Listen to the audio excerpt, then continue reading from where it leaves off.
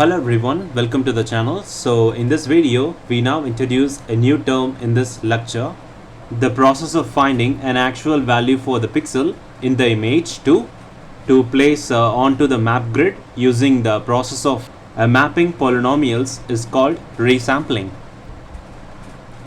Remember, we determined the explicit mapping polynomials using the set of control points to find the unknown coefficients. We then used those polynomials to find points in the image which corresponds to the points in the map.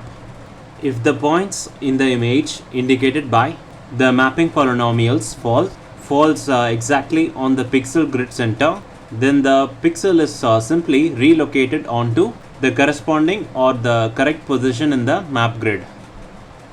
However, rarely will that be the case.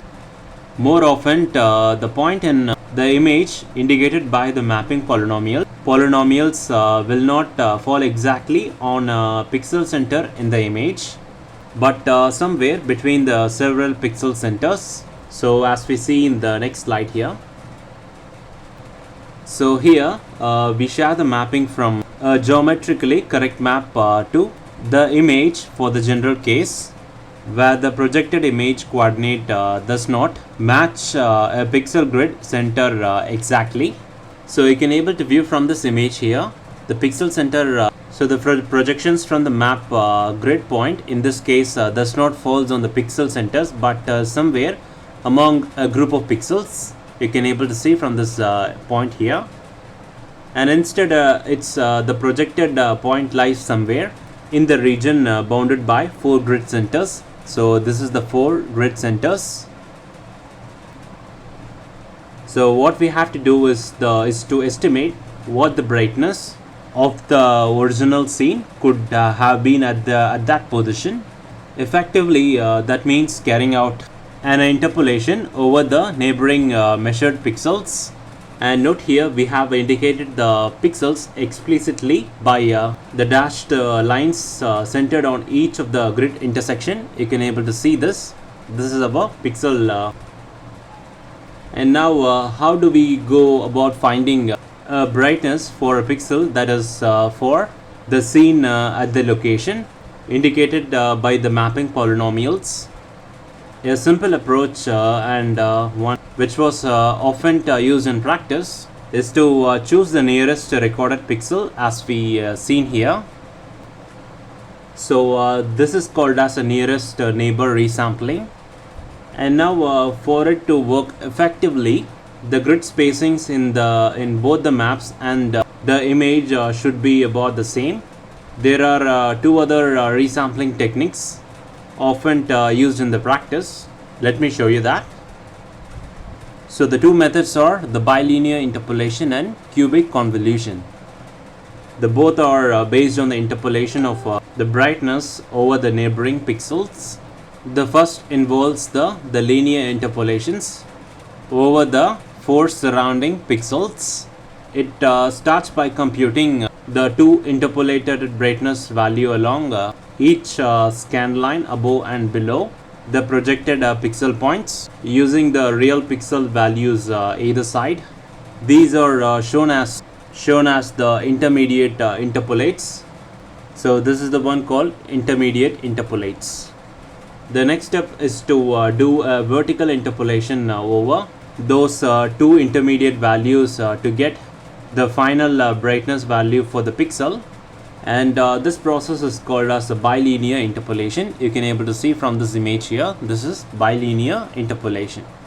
And the second one is more sophisticated procedure, is to interpolate over the 4 sets of 4 pixel brightness as shown in this image here. So this is the one, the cubic convolution interpolation, and then interpolate over the 4 vertical intermediate interpolates. So you can able to see from this image here, these are the 4 intermediate interpolates, 1, 2, 3 and 4. The cubic polynomials are used to undertake the interpolation, so that the technique is generally called a cubic convolution resampling, while a more complicated process, the cubic convolution resampling, generally leads to a smoother looking image after a geometric correction. By contrast, the nearest neighbor resampling can produce a blocky looking product if the scales of the image and the map are significantly different. So this is the definition for resampling. So generating a brightness for a pixel on the map base is called as resampling.